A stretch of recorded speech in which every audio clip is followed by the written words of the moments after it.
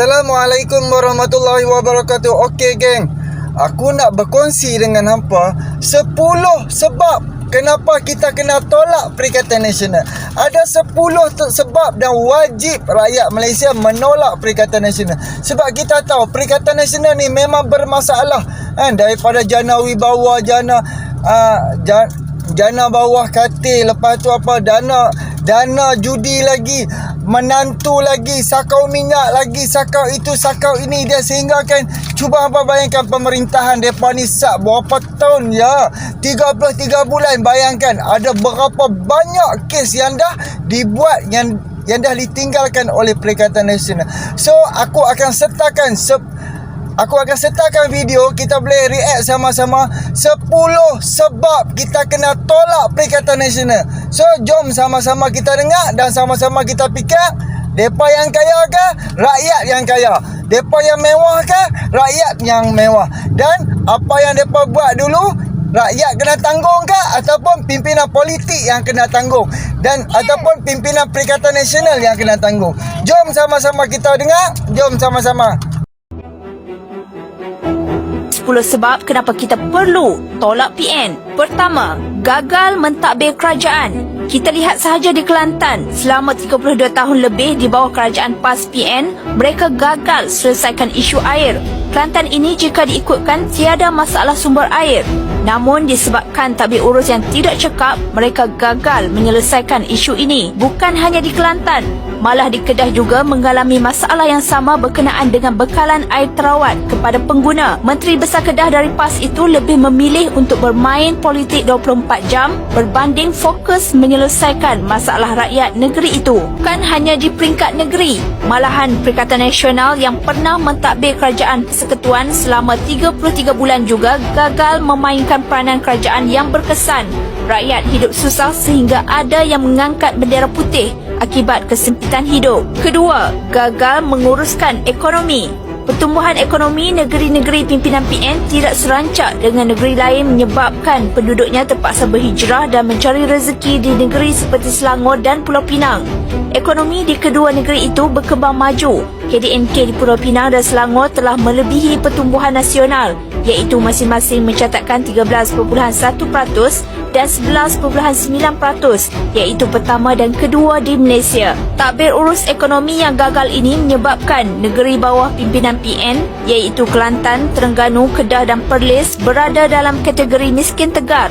Namun kerajaan perpaduan pimpinan Datuk Seri Anwar Ibrahim bertekad untuk menoktahkan miskin tegar di Malaysia tanpa mengecualikan mana-mana negeri melalui pelbagai program di bawah pimpinan beliau. Ketiga, pemimpin PN terpalit kes rasuah. Slogan PN bersih dan stabil tidak seiring dengan realiti sebenar. Kita dapat lihat beberapa pemimpinnya ada terdiri daripada kluster mahkamah. Terbukti lagi mereka mengamalkan rasuah apabila kemenangan PAS di Kuala Terengganu telah ditarik balik oleh mahkamah dan keputusannya tidak dicabar, mengesahkan mereka memang rasuah. Keempat, PN PAS kaki fitnah.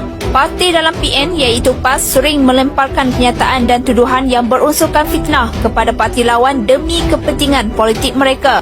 Mereka sering mengeluarkan kata-kata fitnah ini semasa kempen dan juga pentas ceramah dengan niat memburukkan pihak lawan. Sudah banyak saman dikenakan kepada pemimpin PAS ini di atas fitnah yang dibuat. Jom kita tengok siri kes saman fitnah yang libatkan pemimpin PAS ini.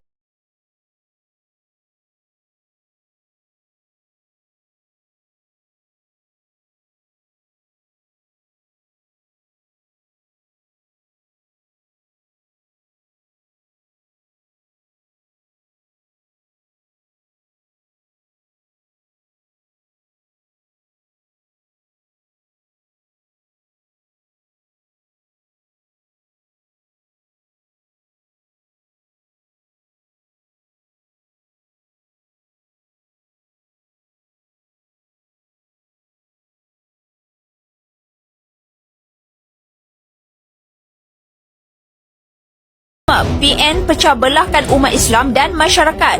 Tak undi PN masuk neraka. Pernah dengarkan ayat ini yang dikeluarkan oleh bekas Ketua Pemuda Pasir. Bahaya kenyataan yang sudah jelas tidak berasas dan sesat seperti ini diucapkan secara umum. Sudahnya akan timbul budaya menerakakan dan menghukum orang yang tidak sehaluan parti dengan kita. Bukan itu sahaja, mereka mudah melabelkan pihak yang tidak sehaluan politik dengan pelbagai gelaran sehingga sanggup mengatakan musuh politik mereka adalah musuh Allah. Jelas di sini PAS ialah parti yang memecah belahkan umat Islam dengan budaya takfiri. Menjatuhkan kerajaan yang sedia ada pada hari ini, hukumnya wajib. Oleh sebab itu kalau kita betul-betul ahli sunnah wal jamaah, kena jadi pasal. Itu sebenarnya. Kena jadi pas. Orang pas itu sebenarnya ahli sunnah wal jamaah.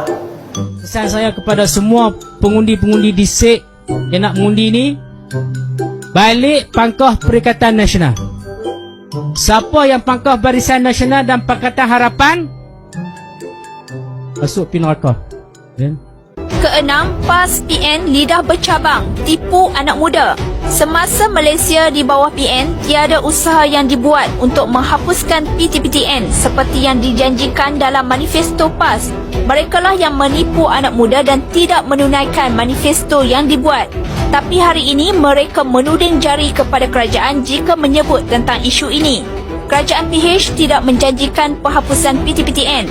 Sebaliknya, bayaran ditangguhkan sehingga peminjam menerima gaji 4,000 ke atas. Mereka yang tak tunai janji sekarang nak salahkan orang lain pula. Yang kita bagi tuan-tuan, kalau kita menang, hutang anak tuan-tuan, hutang PTPTN 40,000 dihapuskan terus.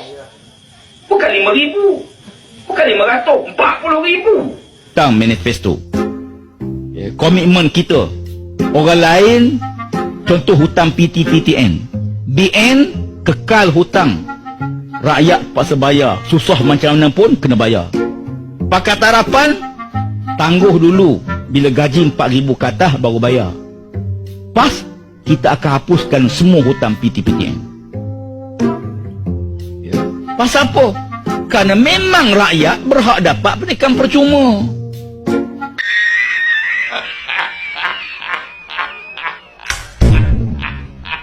Ketujuh, menggunakan sentimen perkauman. Pemimpin PN sering menggunakan sentimen perkauman yang boleh menyentuh sensitiviti kaum dalam masyarakat. Mereka sering mengeluarkan kenyataan yang boleh membawa kepada provokasi antara kaum yang boleh menggugat keharmonian kaum di Malaysia. Kepada saiki orang Melayu. Dan jangan kita lupa, siapa Menteri KPKT ketika ini? DAP. Dan DAP memegang portfolio perumahan tempatan dalam semua negeri-negeri yang mereka pegang. That one I got to call you out. Okay. Itu nak memuakkan orang Melayu. Betul. Itu semua salah DAP. That's not fair. No. I mean, this is this is the reality of Malay voters. But why do you have to play? I'm not playing it. But yang itu I got to say. you're right. Yeah. I disagree. But the worry and fear is still there. Yeah. So bagi saya, of course, cara kempen daripada PN, saya faham, is to attack. Kelapan, PAS PN penunggang agama dan buat fatwa sesat. Jom tengok bagaimana mereka tunggang agama dan fatwa sesat mereka buat demi kepentingan politik mereka. Sebenarnya tidak. Saya tahu bila mana saya diumumkan oleh kepimpinan untuk bertanding di Kelantan, saya dah ready segi mindset untuk jadi calon PAS. Ya. Dan saya kena recall balik banyak benda saya belajar di kampus dulu. Antaranya surah-surah yang saya kena hafal balik, hadis-hadis, ayat Quran, dalil-dalil yang orang PAS selalu guna. Sebab saya perlu tunjuk kepada pengundi macam yang saya lebih PAS daripada ahli PAS. Itu formula saya rasakan. Yang kesembilan, tak stabil. Slogan stabil yang diwar-warkan PN sudah tidak relevan lagi. Buktinya kita dapat lihat sekarang apabila gabungan PN iaitu PAS dan Gerakan mula menunjukkan wajah sebenar apabila masing-masing mula berebut kerusi Dun Pulau Pinang pada PRN akan datang. Di sini kita dapat melihat sifat gila kuasa, kegoyahan dan tiada kesepakatan dalam gabungan ini. Namun harus diingat juga semua yang memulakan langkah syaitan hingga tumbangnya Kerajaan Pakatan Harapan pada tahun 2020 kini berada dalam PN. Bagaimana orang yang menjadi dalang hancurnya sebuah kerajaan menjamin sebuah kerajaan yang stabil? 10. Menghina institusi raja. Sebab terakhir ini ialah sebab paling kukuh kenapa kita perlu tolak PN. Sebabnya pemimpin mereka sudah berani menghina institusi raja. Ini isu yang sangat serius apabila kredibiliti Sultan dipersoalkan di pentas politik oleh mereka yang tidak bertanggungjawab. Berpolitiklah seperti apapun tetapi jangan sesekali menyentuh isu 3R ini. Sultan hebat macam tu tak akan. Sultan hebat macam tu tak akan. Sultan hebat macam tu tak akan. Sultan hebat macam tu tak akan pilih Menteri Besar Cokia macam Amir tu.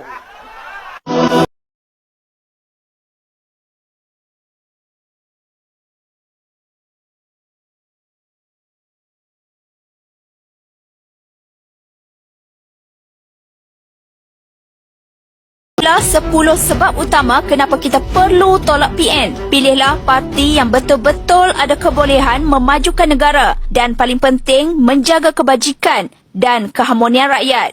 Okey geng, setelah 10 sebab kenapa kita kena tolak Perikatan Nasional, aku mengharapkan penonton-penonton dan kawan-kawan semua ni yang dah tengok ni boleh pakat-pakat berfikir kenapa dan mengapa kita kena tolak Perikatan Nasional. Kan sebab kita boleh tengok depa ni cuba hampa tengok lo ni depa duk usaha sungguh-sungguh untuk nak menjatuhkan kerajaan. Why? Kenapa? Sebab depa dah pernah rasa kenikmatan berkuasa, kenikmatan dapat peruntukan juta-juta ringgit, pernah jadi menteri, pernah dapat kedudukan macam-macam. Of course, depa akan berusaha mendapatkan kenikmatan yang pernah depa dapat. Yang gila kuasa, depa kata orang lain gila kuasa. Padahal depa yang gila kuasa, depa yang kemaruk kuasa, nakkan kedudukan duk hambat. Apabila depa tak dapat kuasa, cuba hampa tengok dia apa yang depa jadi hari ni. Apa depa tak kata dekat kerajaan hari ni. Tapi depa nakkan peruntukan, depa nakkan itu, depa nakkan ini, depa nakkan kerajaan selesaikan masalah depa. Tapi cuba hampa tengok dia cerca kerajaan, dia hina kerajaan, dia maki kerajaan. Apa jenis manusia kita pun tak tahu. Malulah dekat orang, tunjuklah sikit contoh-contoh kepimpinan Islam. Tunjuklah sikit contoh-contoh kepimpinan Melayu. Sebab Melayu ni penuh dengan adab, penuh dengan tata kelola, penuh dengan kebaikan tu sangat-sangat banyak. Cuba apa tengok kalau orang Indon mai duduk Malaysia, kan? Ada orang hak yang duk puji budaya-budaya orang Melayu, hak yang Malaysia. Lepas tu orang Mak Saleh apa semua, depa mai duduk Malaysia, bukan main puji lagi budaya orang Melayu, susah tepi jalan turun orang Melayu pergi berhenti tolong. Kan? Bukan macam hampa ni, kan? Oh, dia punya kemaruk kuasa, dia punya maki hina orang, fitnah orang, cerca orang, kan? Hak terbaru, depa hina Anwar Ibrahim, kan? Aduh, jenis apa dia? Aku akan buat satu video untuk aku akan bawa reaction kawan-kawan kita ni tentang kenyataan yang dikeluarkan oleh 6 jahanam. Papa Gomo ada, Syafiq Alim ada dan lagi beberapa orang. Kita akan buat satu video untuk kita nak react. Apakah respon rakyat di sebalik kenyataan yang dikeluarkan oleh puak-puak ni. Sangat-sangat memalukan. Sebab tu ada 10 sebab kenapa kita kena tolak Perikatan Nasional. 10 sebab ni memang sangat-sangat logik, sangat-sangat masuk akal dan wajib kita tolak Perikatan Nasional. Sebab tak ada pun kejayaan yang boleh membanggakan negara hingga boleh bawa ke luar negara. Kebanggaan tak ada. Kan? Sehingga kan waktu zaman depa memerintah, depa bangga sebab depa dapat tangani COVID. Hang tangani COVID dengan hang seksa rakyat, hang kurung rakyat. Kan? Hang kurung, hang bagi projek gila-gila puak-puak hang. Lepas tu sakau puas-puas hutang negara naik 1.5 trilion. Lepas tu hang salahkan Anwar Ibrahim. Kepala hang. Cuba tengok 9-10 bulan Anwar Ibrahim memerintah. Hutang negara Anwar tak pinjam pun. Kan? Hutang negara tak naik melebihi 1.5 trilion pun.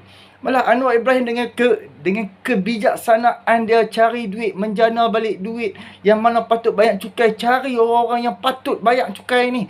Yang duk lari cukai selama ni.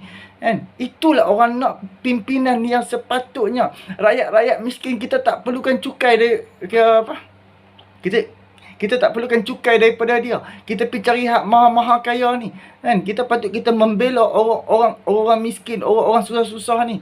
Kan? Tapi apakah projek yang hampa nak buat? Tak ada. Apa yang kerajaan hari ni buat, semua hampa kata, oh, hak ni lah kami nak buat. Hak ni lah kami nak buat. Padahal bila hampa tak ada kuasa, baru hampa baru hampa menjerit. Bila ada kuasa haram penjadah apa pun tak buat. Sembang. Gila kuasa, kemaruk kuasa. Baru pernah rasa kuasa 33 bulan je. Kan, dah jadi gila sangat lah. Menjerit sana sini, melalak. Jadi itulah fikir-fikirlah 10 sebab ni memang masuk akal. Kita wajib tolak puak-puak pengkhianat. Puak-puak pengkhianat, gila kuasa, gila kemaruk kuasa ni. Okey, terima kasih banyak. Boleh subscribe, like, komen dan share. Hantar gambar ampaan tuan. Assalamualaikum.